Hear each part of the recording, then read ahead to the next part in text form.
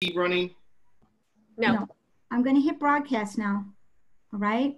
Yeah. Let's try it. It's now broadcasting to all attendees. Here they come. Okay. There's 5, 6.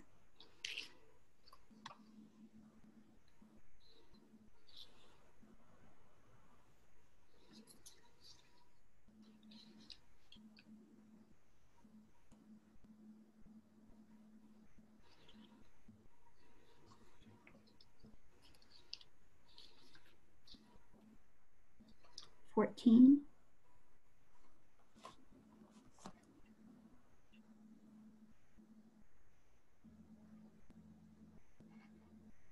Good afternoon. This is the Clio Institute. We'll be starting shortly.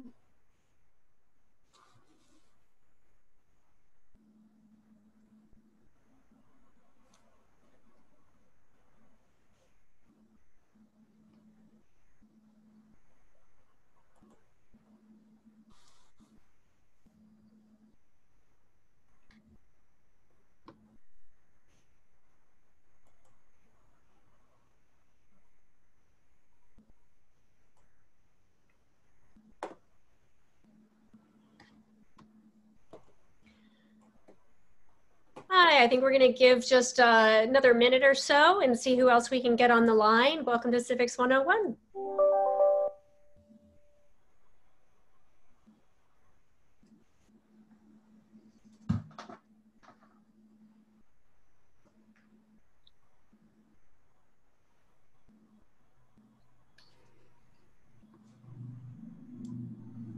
Thank you for joining us today. This is Civics 101.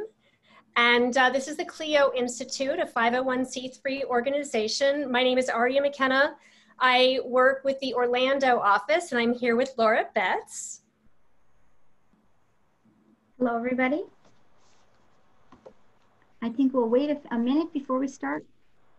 Yeah. I just got a text message that there was a couple people that were trying to log in that they're having a little bit of difficulty. Oh. Okay, we have 21 participants. Let's wait a few minutes. It's just a minute after. Maybe we should give 3 or 4 more minutes. Okay.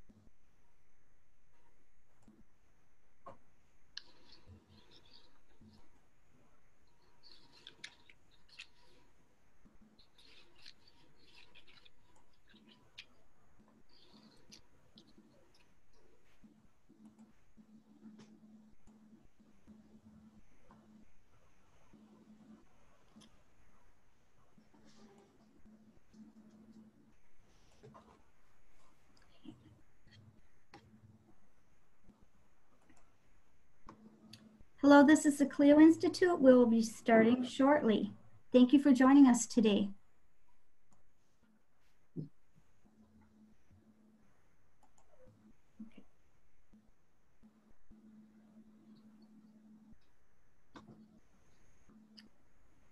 And I think we'll start in 1 minute.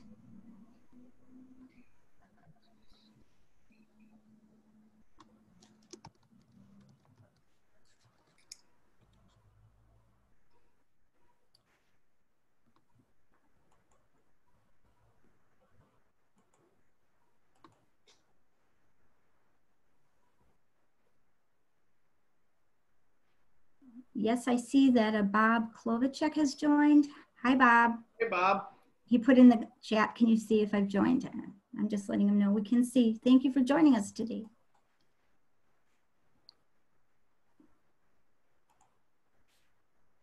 Hi, Stacy.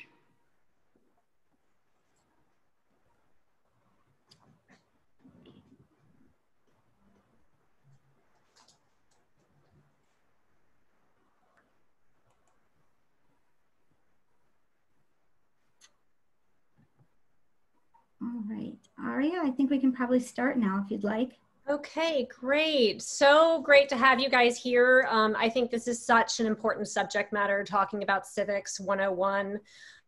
Learning how to get engaged with government, I think, is one of the most important things that we can all learn.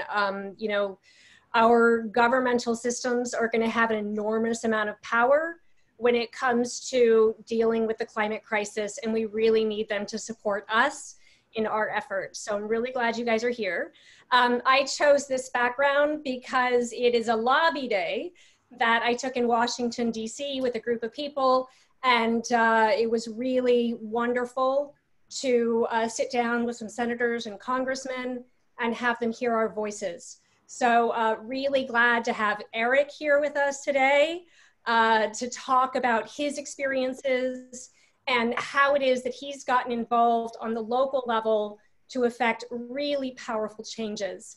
And I'm also here, of course, with Laura Betts, who is head of the Orlando office. And I work with her on the Orlando team as well here at the Clio Institute. So take it away, Laura.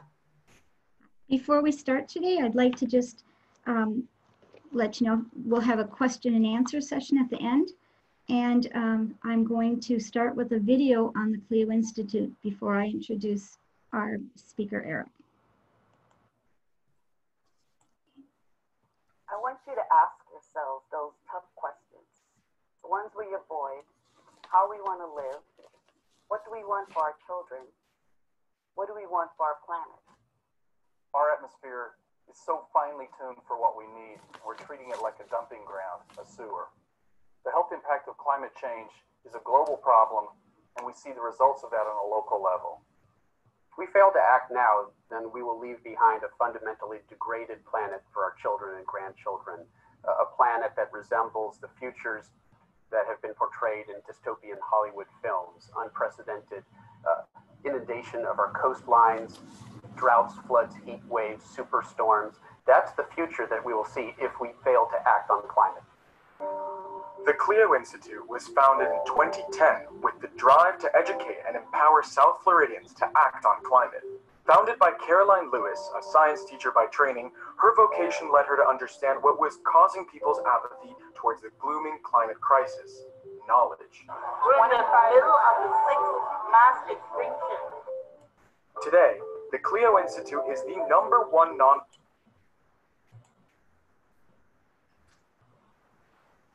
non-profit organization for climate education, engagement, and advocacy. Through programs like the Clio Speakers Network, Clio trains people to become climate speakers by breaking down the science, impacts, and solutions. Clio's educational efforts are backed by a world-class expert advisory council of scientists, environmentalists, teachers, and government officials. While the world is already feeling the impacts of our changing climate, not everyone is feeling it the same way. Clio is a leader in the climate justice movement, providing the resources and tools to the most vulnerable communities in South Florida that are on the front lines of the climate crisis. I want it to be an outreach for you. Building communities' resilience through women is the cornerstone of our Empowering Resilient Women program. By teaming up with community members like the YWCA, Clio is able to empower and educate women on how better to prepare for more extreme weather events like hurricanes while building community. Clio works to remove barriers and build a wider coalition to fight climate change across faith-based communities, elected officials, and municipalities, schools, and cultural organizations. One of the most important voices that Clio continues to amplify is that of our youth. Their Gen Clio program meets regularly with students across the region, training them to be climate ambassadors in their schools and communities. Dear elected officials, this is a crisis. Do your job. We'll be watching. Clio recently launched its Climate Resilient Schools initiative to bring their program into the classrooms while building a robust climate curriculum for Miami-Dade public schools. Clio continues to expand its engagement through multimedia outreach, including television commercials, social media, and billboards. With statewide campaigns like the Florida Climate Pledge. I care about climate change, and I care about climate change because it affects everybody, regardless of race, culture, and ethnicity. Because I'm passionate about the success of my future.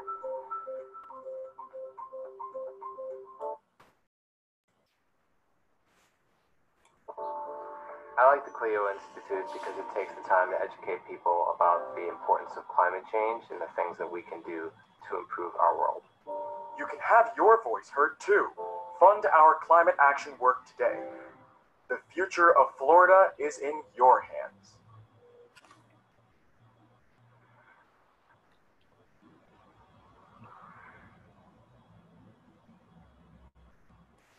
I want to. Okay. Aria? Great. So yeah, Clio, like we said, it's a 501c3 organization, and we're open to donations as well. And we'll talk a little bit more about that at the end. And Laura, take it away. Okay, so I'd like to introduce to you our speaker today. I want you to. Here we go. Is Eric Rollins. Eric is an environmental champion in the city of Orlando in Central Florida. He's also a dear friend of mine who I'm honored to introduce to you. Eric is an extraordinary environmental champion. He is the chair of the Congressional Environmental and Energy Advisory Committee for Congressman Soto. He was a delegate to the United Nations General Assembly for Orange County, and he's been instrumental in passing several initiatives in Orlando, including passing a ban on fracking and the single-use plastic ordinance for the city of Orlando, which he'll get more into. He's really a special person that we love. Eric has done this work without pay for years, and I'm just so honored to be able to be here with him today. So thank you for joining us, and I'm going to pass it off to Eric now. Well, thank you, Laura and Aria. Thank you for the nice introduction. I really appreciate it. And no one does this by themselves. We're all a team together, and it's been wonderful. Some of the best friends that I've ever made in my life. It's from trying to make change in our world and doing better both locally, state, and federally. I really appreciate the opportunity from the Clio Institute. It's quite an honor to be asked to be part of the webinar series. They really do great work. They are at Ground Zero based out of South Florida, and I really appreciate the opportunity today. It's wonderful to see. I see some people in the chats, and that I can go through this list and tell you exactly the person of how some of the things that we champion together. And I appreciate everybody taking time out of their week during a weekday or a weekday. And you don't need to take any notes.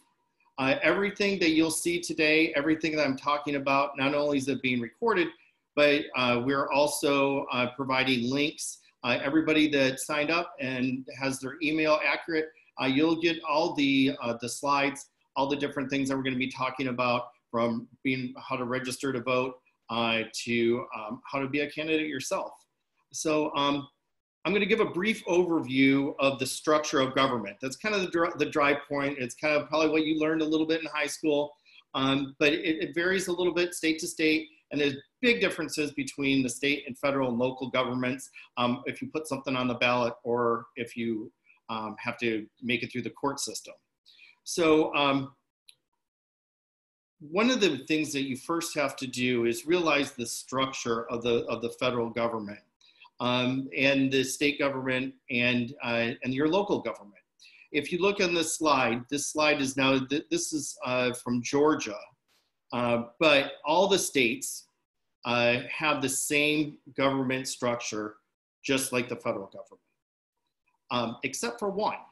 And so if in the question and answer period, if somebody the first person to write in what state is different, the only state that only has one branch of government, wins one of the environmental Foundation for Florida Environmental t-shirts. So don't cheat. You got to know this. Don't look it up. Our structure of government, as you can see on the slide, the state capitol, and you also have the federal capitol. So a lot of the buildings even look similar, but it's the legislative branches where a lot of the money is appropriated, like in Congress.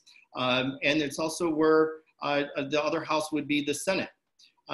Generally speaking, that there is always fewer senators than there are representatives.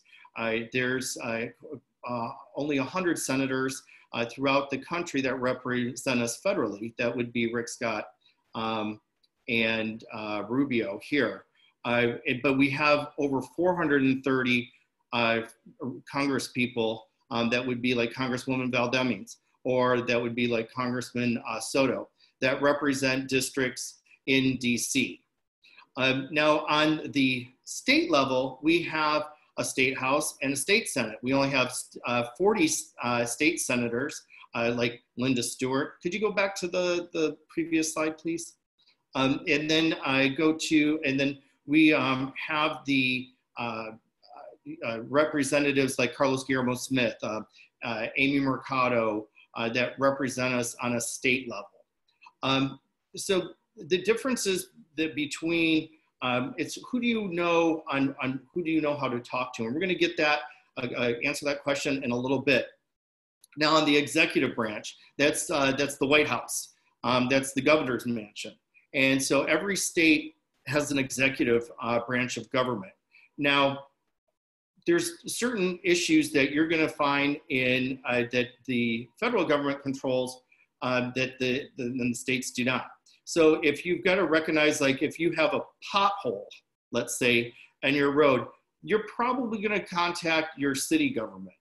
So, but if you have an issue of, let's say that you wanted to stop a bear hunt, I know that Katrina Shattuck's on this call, and she was the one that was responsible for stopping the bear hunt. So that would be a state issue because the Florida Wildlife Commission sits under the governor's office. So that's who you would approach for that. So other things, like if you had a school issue, of course that would be the school board, and that would be a local issue. Putting something in front of some of the things that we do, if you were to do something with the parks, that's going to be a local issue, unless there's an exception, like if you were in Playa Linda. Now that's a national seashore, and that's regulated by the federal government.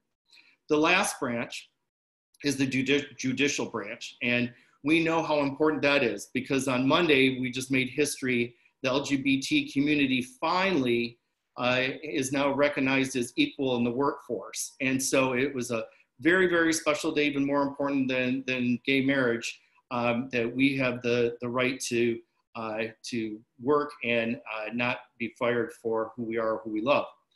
The last thing that I want to get to, that, and maybe you guys noticed something that's missing. Let's look at the bottom. Is it the roots or the grass, or maybe grassroots? That's where we should be. There should be the people at the very base of all of this. We are the government. The government works for us, theoretically, mostly, but you know, there's exceptions with PACs and funds. We can do the climate or the Citizens United. So there's other things that we can talk about that maybe at a different date, but this is 101, and that really gets into a lot of the financial stuff. So, but I did want to go ahead and go to the next slide. So this is the Florida House of Representatives website. You can see it in the upper right-hand corner. And again, this will be all shared with you. But this is an important website because a lot of people don't have time to go to Tallahassee and track the bills and meet with their representatives or senators in Tallahassee. So here on these websites, and you can go to the next one if you'd like as well, which is the Senate side, you can see the bills that are filed.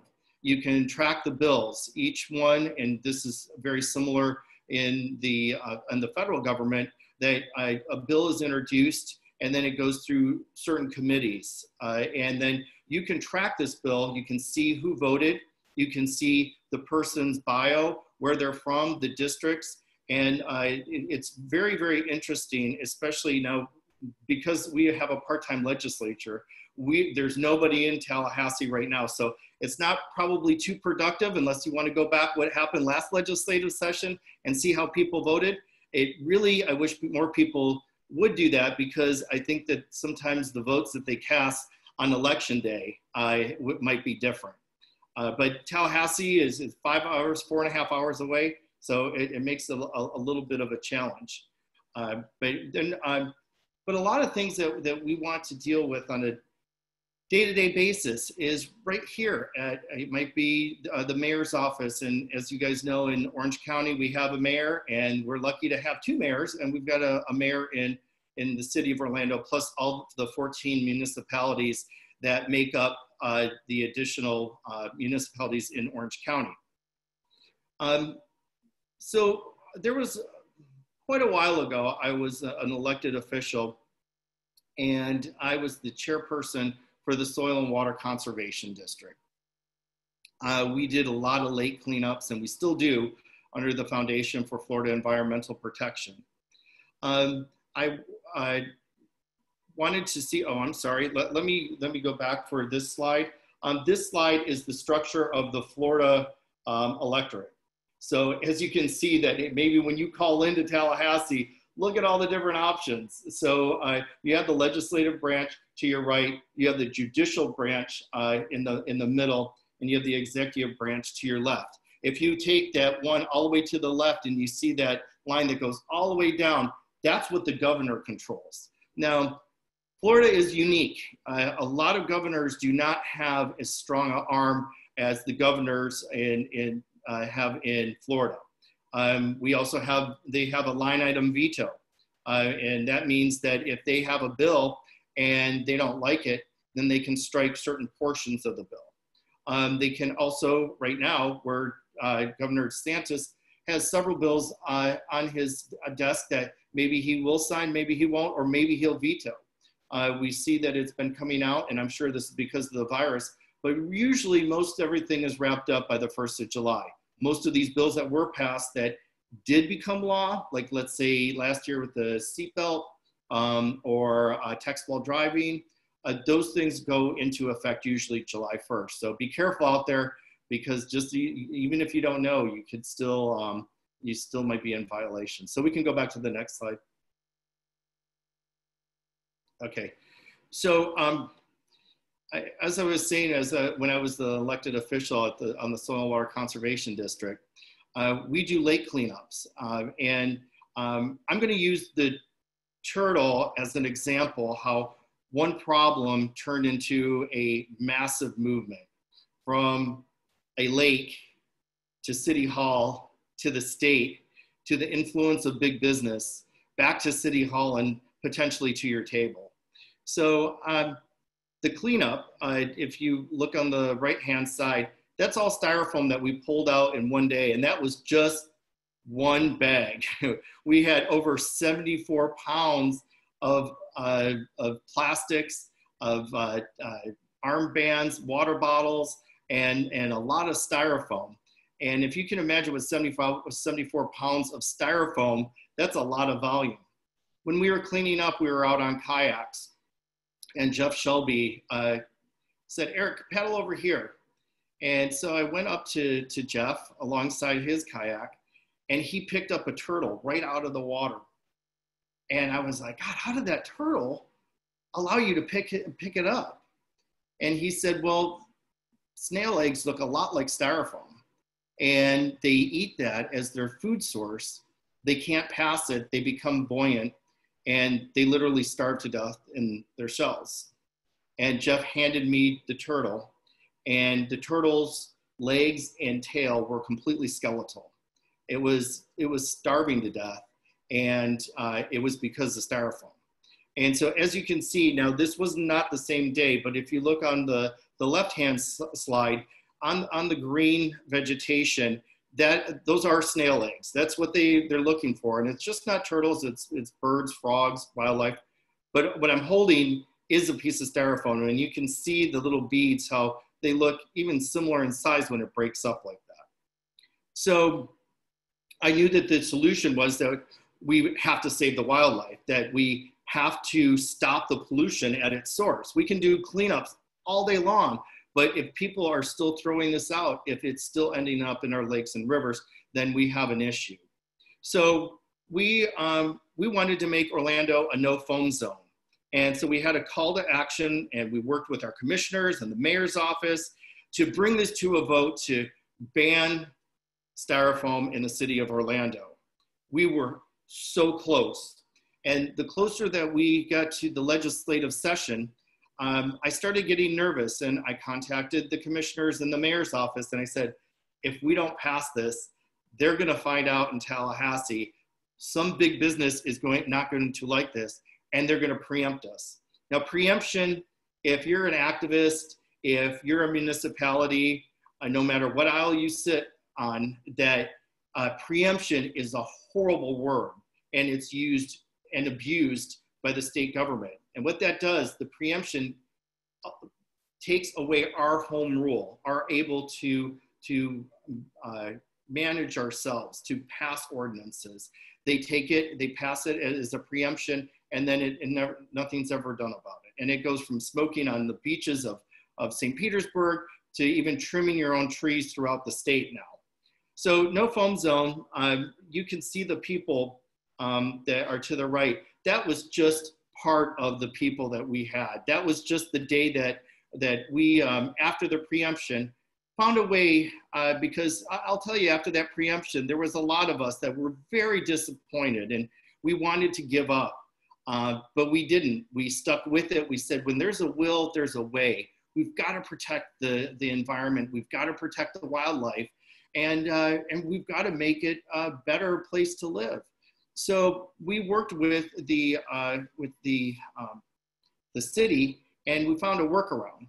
And what we did with that is that we were able to, through the preemption, find out that there was a loophole, and we made that loophole to where we got around the preemption by using a ban on styrofoam and added plastic straws and plastic bags to a policy and procedure change where you cannot use those products in Eddy City Park, at the Amway Arena, at the Dr. Phillips Performing Arts Center. Any permitted event, like Laura said about the Come Out with Pride that was attended by 190,000 people, all that waste was diverted. They use now sustainable paper or recyclable products that are not going to impact. And we're already seeing a difference in our lake cleanups. And so that's really special.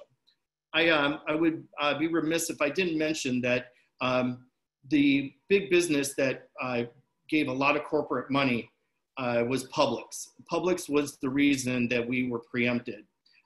They did not play nice. They added an amendment at the last minute, and it really outraged a lot of people. We worked in a bipartisan way to even just get 60 days. We had then Micah Miller, who was a representative in the mayor's office, and all we wanted to do is extend it for 60 days, and we weren't able to do that.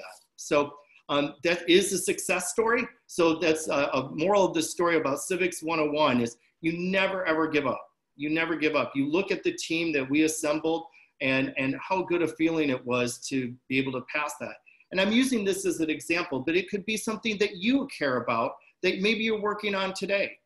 And so I want to go to the next slide and talk about but this is your world. You are in charge of it. And you might think, oh my God, we can't all be a Greta. We all can't be the person that can spend so much time on this. And it is a sacrifice. The people that do a lot of the volunteer work, we're taking time away from our friends, our family, and our jobs to try to help all of our worlds. But when we get together, nothing can stop us. And what I would like to see is a lot of people on this call, and I think Nicole Wilson and also Katrina Shattuck are both running for county commissioner because they see the problems with our environment. Katrina Shattuck was one of the newbies that we took on the bus to Tallahassee several years ago. And yeah, Nicole has a vote for NicoleWilson.com. Nicole, I'm going to sidetrack, is supporting not to have a road through Split Oak, and I'll get to that in a minute. But in your world, you might think that it's a lot to take on, but think about the park that you go to. Think about where your hairdresser is. Think about the roads that you drive on. If there's something that you don't like, then call the person. And either you can call your elected official, you can call maybe the committee that oversees this. But you look at different things, and if you don't like it and you're not getting the answers that you want, be a Nicole, be a Katrina, and run for office. And if you don't feel like running for office, get behind somebody that you do believe in and get them elected, because it really is a lot easier to call somebody up that you help get elected and that shares your common goals than it is to try to change the minds of a lot of people in Tallahassee that might not even know what you're talking about. So one person can make a difference, but they can't do it alone. So just remember that this is your world and you can affect change in it. So if we can go to the next slide, please. Who are you talking to? So a lot of times, especially when I was an elected official, and when I ran for office, my slogan was last on the ballot, first for the environment, because I seriously was the last candidate. And so it's funny when you talk about environmental issues or animal control or something like that, the buck kind of stopped like when on me. So sometimes I would have these really, really irate people calling me because so many people had been brushed off. Oh, it's an animal control thing, or it's a water issue, or there's a flood or something. And because for whatever reason, either the people didn't know or they didn't care to handle it in their office, I ended up with some of the things on my plate. And I can't tell you that there isn't anything that will turn off an elected official than somebody screaming and yelling at them. So remember that, because there's people that, maybe you have a commissioner right now that isn't doing what you want, and maybe he or she is not going to be there forever. Maybe they've got term limits. But chances are, if they were successful, then they might be your congressperson, or they might be your senator. So always treat everybody as if they've never heard this story before. Always, always talk politely and professionally. You will get so much further with people. Even if you know that person isn't going to be the best person to hear you, then there's other people, you go above them, work around them. But remember, when you meet with them, dress to impress.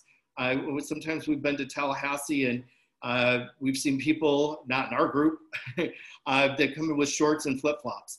They might represent, their representative might represent a beach, but that doesn't mean that you have to look like one when you go to the city hall or to the Capitol in any Capitol, whether it's federal or local.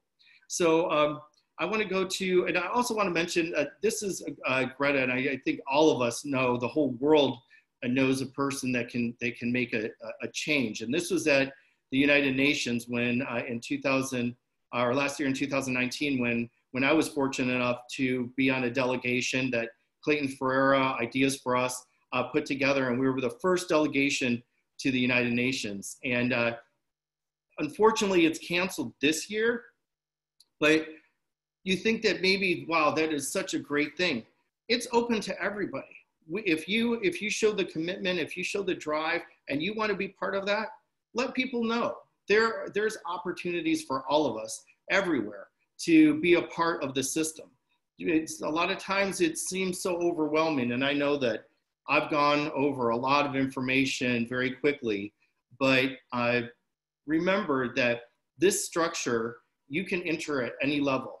And so starting with your neighborhood association, starting with your park, starting with a single effort, it really is the key. So we can go on to the next one, please. So what are you going to do now? Well, qualifying means that if you wanted to run for office as of June 12th, you would have had to register yourself as a candidate. You would have to have petitions signed and or which most people, because of the coronavirus, nobody really wanted to be knocking on doors, that they paid an entrance fee. And so and that's to the supervisor of elections, and you become a candidate. It's called qualification. Now, because you can't do that now, there is still time to register to vote and register to vote by mail. And there's early voting. And I urge you, because we see so much in the news about so many places, just not in Orange County and Orlando, but all across the United States, how people are not taking the virus seriously after things have opened up. So I really would like to urge you guys to vote by mail. It couldn't be easier. You can request a vote by mail online, and we have those links for you. Share that link on Facebook and say, vote by mail. The ballot comes right to your door. You don't even have to put a stamp on it. You can fill out your ovals, you put it back in, and you put it back into the mailbox, and then it is delivered. It couldn't be easier. Now, early voting is something where early voting is the days before, but not the day before of the election, where you can go in early. Now, that's also a really good option if people really like to get the thrill of going in that day. And but the thing is that if you're voting on election day, and we know what summers are like, and climate change is rearing its head like we've never seen before, in our afternoon rainstorms, it used to be 1 and now it's 3, and the raindrops are the size of a grapefruit. So I urge you to not take the chance of standing in line because of the weather and because of the virus. We've seen some of the voting irregularities in Georgia. That make sure that you do a vote by mail ballot. It really is the smartest way to go, and share that with your friends. And there's one other thing, and this is so important. I can't urge you guys enough to be counted in the census. It is going on right now, and people are like, oh, it's so personal, or I don't know where to go. They're going to start knocking on doors. You may have already received something in the mail. And I'll tell you why it's so important. I just finished my 7th year being appointed to the CDBG, the Community Block Development Grant Program. And that funds a lot of nonprofits that service low and lower income families and persons, including disabled people and people that have dependencies or addictions. We had $7 million worth of applications submitted, and we only had $1.4 million to fund. I had to make really, really hard decisions. And you know why? Because the last census, 34% of Orlando residents weren't counted. So when you want better roads, when you want better services, and you want those federal dollars, make sure you're counted in the census. And these 4 easy things that I'm offering right now, or what you're gonna do now, it's really, really easy. What you can also do is go volunteer for CLEO, volunteer for the Foundation for Florida Environmental Protection. I have Lisa Brown, that is the vice chair of the foundation, and she came up with 1 person, 1 bag, 1 hour. And it was a great, fabulous idea that's been catching all over, not just Orlando, but all over the county and the state, where you have social distancing, but you can still get out in nature and you can still make a difference. So I applaud Lisa for that. If you do go out and do that, take a picture and we'll send you a t-shirt. So we can go on to the next slide, please. Okay, so we are going to use pretty much the balance of our time, and I can't believe it that we're running right on time for this. Please, if you ask a question, be specific. If it is something that's happening, say, well, how do I do this thing? Well, please tell me what that thing is. Be specific in your question.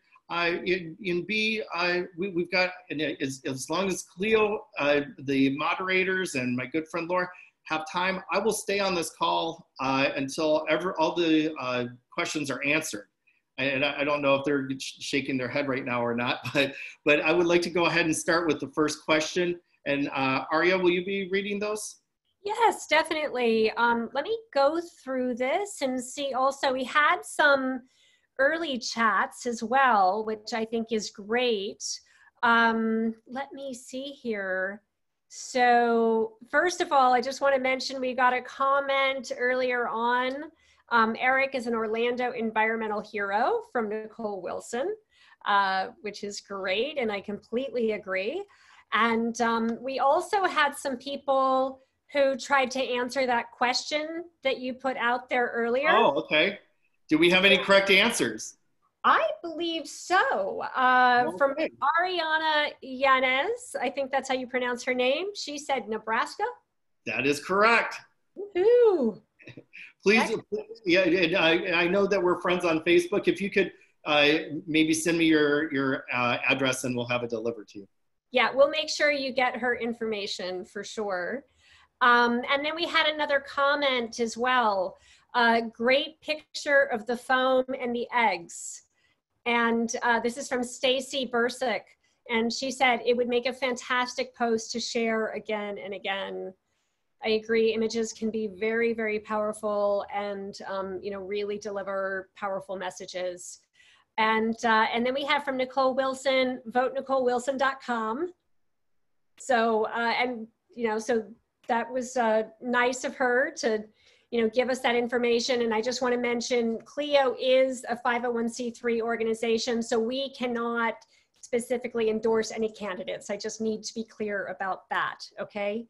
And then Adrian Katz said, there is no Planet B, and remember that voting makes marching count. I think that is absolutely a very powerful statement right now. And only 60 days until the August primary. So everyone get out and vote. Did you want to say something? No, I'm just saying we know how 60 days, how fast that went when we were under quarantine. And I mean to tell you that 60 days is going to go even faster now. So that's another reason to vote by mail and vote early. That it makes sure that you're prepared because the next 60 days is going to be an all-out battle.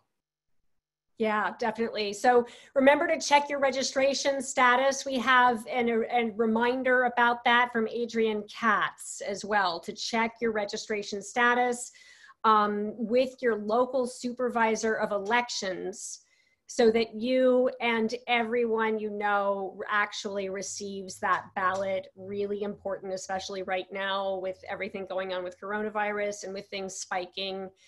We don't know what things are going to be like 2 months from now. So that's really important.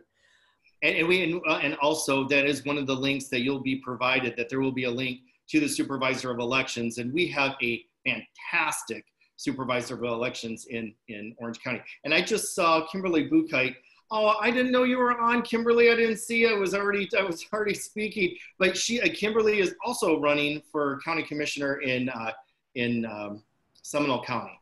And Kimberly has been huge on Split Oak. And that's another thing that I was going to answer in the question and answer portion, that Split Oak is going to be on the ballot in November. If you're in Orange County, this is so amazing that we were able to get this on the ballot. The Charter Review Commission is a group that is appointed by the mayor and the commissioners to come up with ideas and important issues that people want to see on the ballot.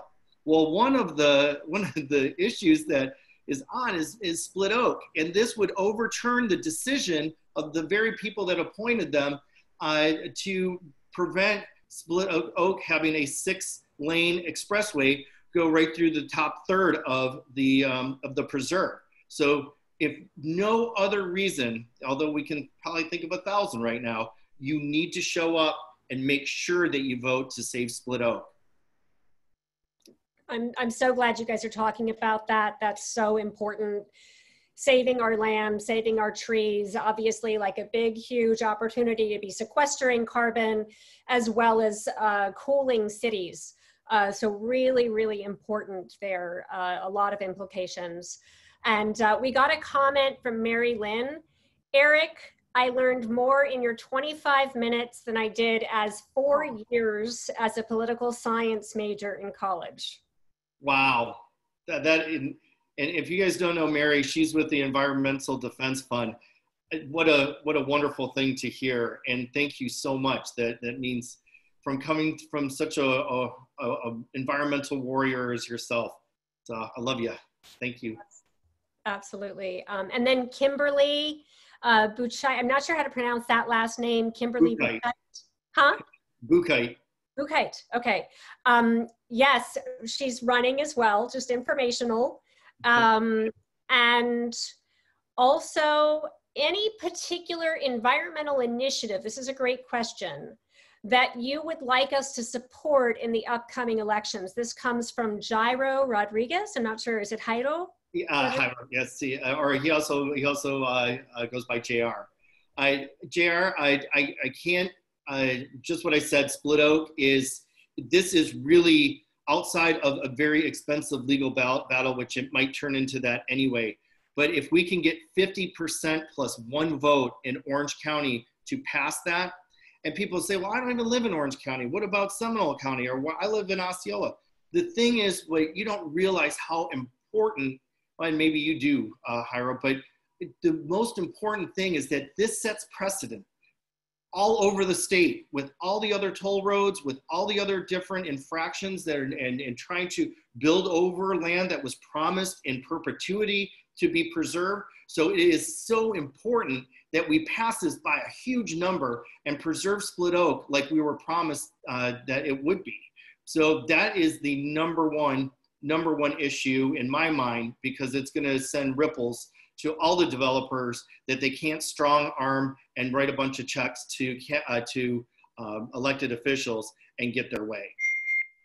Yeah, I would love to just add a comment to this as well, is that interconnectivity is so important. When you break up that natural environment, so many animals die just trying to cross the road. And, you know, it really is important to have some kind of a network where animals can live as well, and we're not completely competing for the environment in a way that's destructive to their migration and their patterns. So, you know, it's got a lot of implications there. And I just want to mention again that Clio is a 501(c)(3), and some of these are just personal opinions, and Clio endorses education and learning about everything, but these are not the opinions of the Clio Institute at this point. Thank you, Laura. Appreciate that. Somebody has a question about, can you tell us what is the best way to, run for office? Let me see here.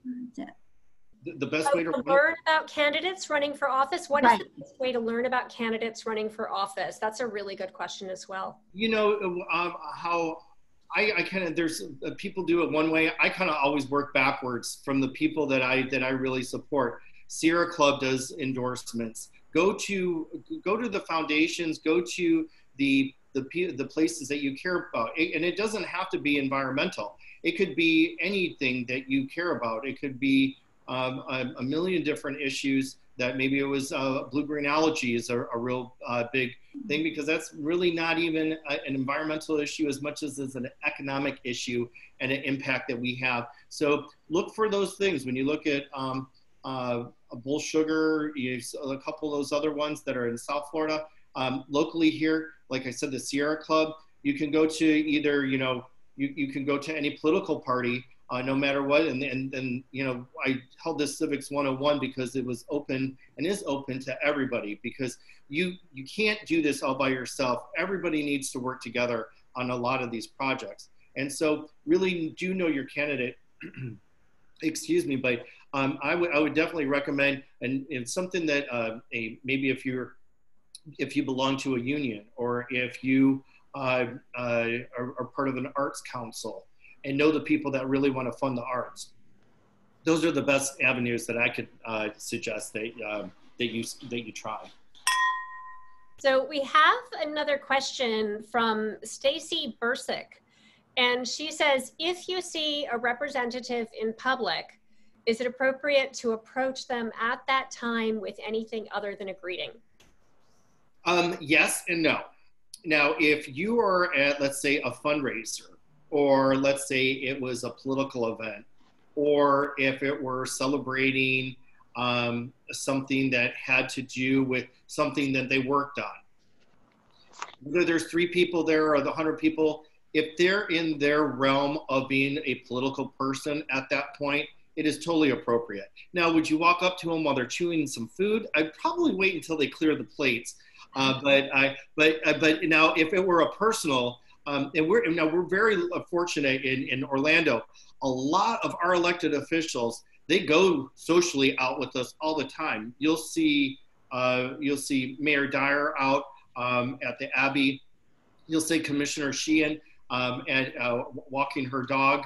You'll see them in parks having a good time with their constituents that are also their friends. So there is a time and a place, and that would not be the place. I would highly recommend that you call their office, you call their assistant, and ask them to make an appointment or for them to return a call. But if they're in a political situation, or it's election night and they're there, it's more than appropriate to talk to them. Okay, great. Yeah, I'm just kind of I'm going through these to see which ones we can really speak to as well. Let me see. I've got a comment here that the League of Women Voters does a very good write-up on the candidates as a way to find out more. That's true. And just a little fun fact that I think it was this year, maybe in the last 6 months, that the League of Women Voters membership in Orange County, in Orlando, is #1 in the entire country. #2 to Seattle. We've surpassed them. So bravo to the League of Women Voters for having the highest membership in the land. Yeah, absolutely. See here, hold on a second. Okay, so someone made a comment here from Diane Rambo regarding speaking to elected officials. She says, first, note the event. If the official is with family or on personal time, don't. Second, if it's a public event, do speak.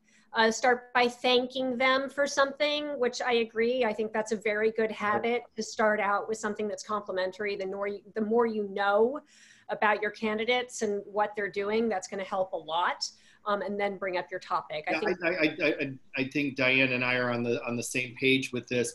I also wanted to bring up something. When you do make that appointment and you are speaking to, whether it's your commissioner or the president or whomever, even if it's their legislative aide, or always end the conversation is, how can I help you? Is there anything I can help you with?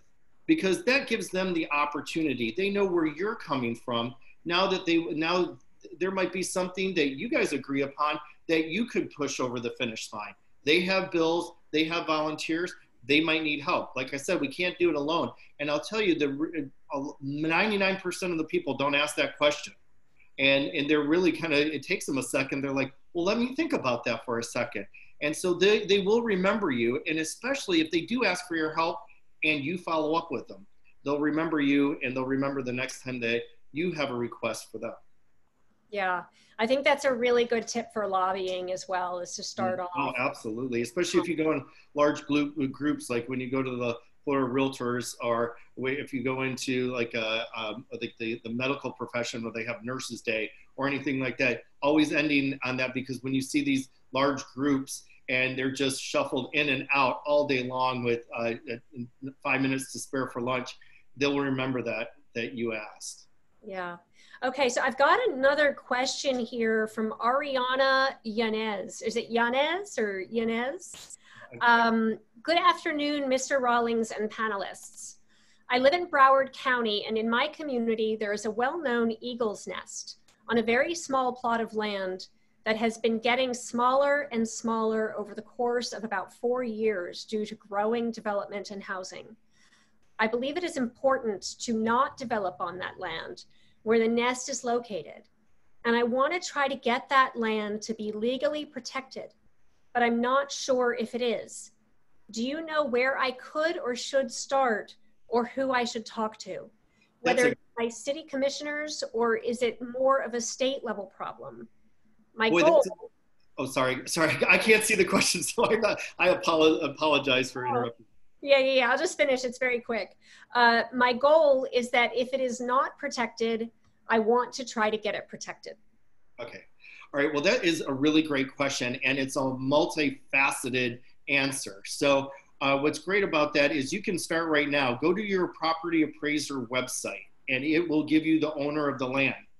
If that owner is an absentee owner, let's say an absentee is somebody that might own that property here, but they live in another state or maybe another part of Florida, and let them know. They might not even know that there's an eagle's nest on that.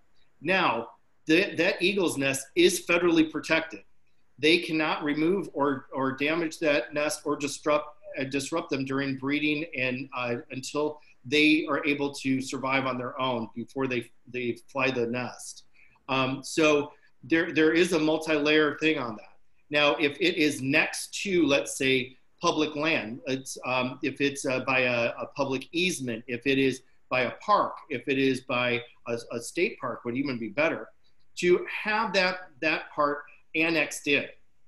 Now, if it's a small parcel of land and it's owned by an individual, it gets a little bit trickier because the person would have to either sell it and donate it to the municipality that it's in.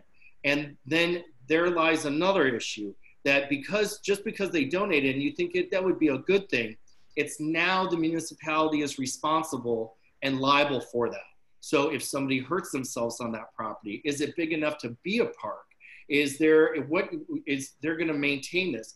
What they really try to prevent is to have a bunch of people that wanna stick it to a developer and donate 500 different plots. There's no way that the municipality or the county could really manage those properties. Look on the property appraiser website, see if it borders something. Maybe it borders even more acreage. I really don't know. And I can help you offline on this effort and see, at least point you in the right direction of who you'd want to talk to. So yeah, that's a great, and that happens more than you know. And that's also where Amendment 1 money would come in that we passed by 78% in Orange County and by 75% in the state of Florida. And that money has never been used to its fullest extent. It's been raided over and over again. Senator Stewart did put $100 million in for Florida Forever money that could be a contributing a possibility with that if they don't take that out of the budget to help with the coronavirus situation. Great question. So I've got one last question. Is it possible that given time, the population of organisms that eat algae could increase in the springs to a point that they can control it? Is that anything anyone else wants to speak to? Okay. Okay, so you know, I don't think that it would be in the same. The springs move. I mean, they're springs, so the water is moving constantly. On a concentrated effort like that, and I'm not I wish Clayton Ferrer was on this call. I'm not a biologist, but I will say that there is.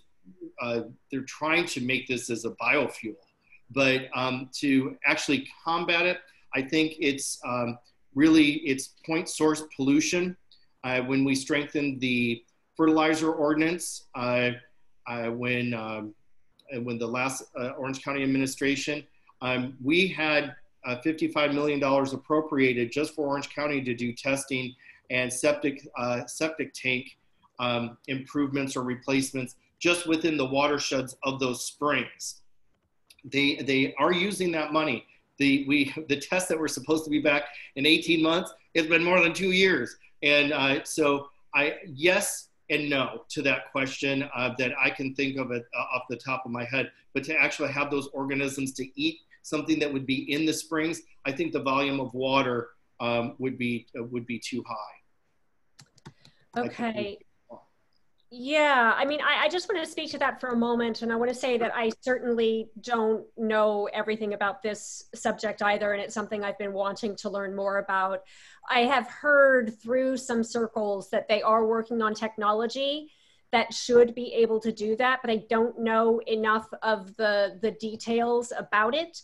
I know there are different ways to promote the type of organisms. If you give those organisms food, then they grow and they propagate, and then they help eat the algae. So I have heard people working on those issues in that manner. So I think that's a really good question. And then the other thing is that there's a really strong interconnectivity between that algae and our food systems. You know, we have an industrialized agricultural system which is using nitrogen fertilizers, which also exacerbates these climate issues, and then also seeps into the water supply and makes the algae grow, get so big that it starves the water of, you know, oxygen, and then these animals are having such a difficult time surviving.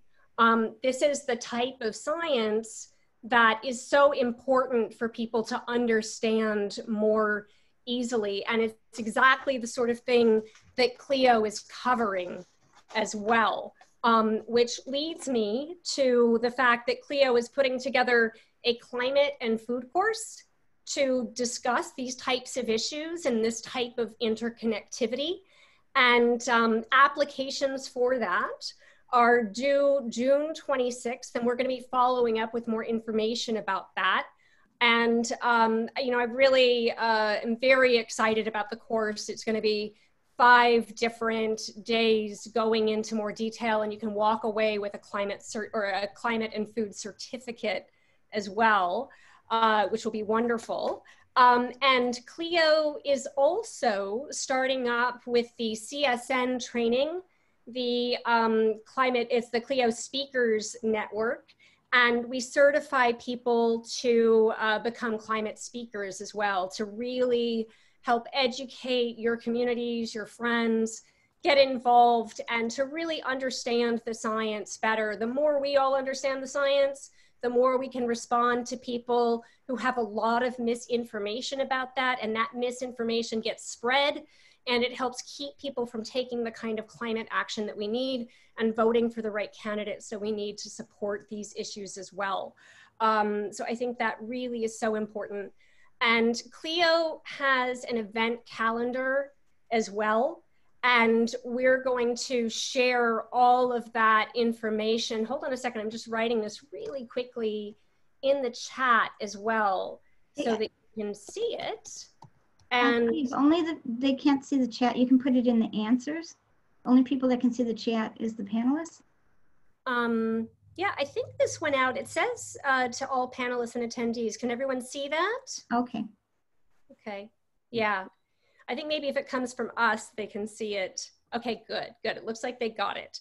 And, but we will definitely be following up with an email as well with all of these links and any other information that's going to help you guys to be engaged and to get involved. You know, Clio really is a wonderful organization that helps people to be more active so that they can do things like what Eric has been doing, getting involved in groups and going in groups to speak to your leaders and to really have your voice heard. So we will be following up with more information like that. And yeah, so I think that's it. Any other final words? I just wanted to say in closing, I wanted to thank the Clio Institute again. And I see that there was up to 30 people that were on the call today. And I really I can't thank you enough, not only for being on the call, but I know most of you have spent a lot of hours shoulder to shoulder together, making a difference, making an impact in our city, in our state, and even federally. And so, you know, just this is such a pivotal time to make sure that we all stand behind, we all get out and vote, we support organizations like Clio, like the Foundation for Florida Environmental Protection, and really get involved. So I'm here for you anytime. You've got my contact information now. So please reach out. And thank you again for attending. It means a lot. Thank you, everybody. We're going to end. Thank you, Laura. Okay. Thank you.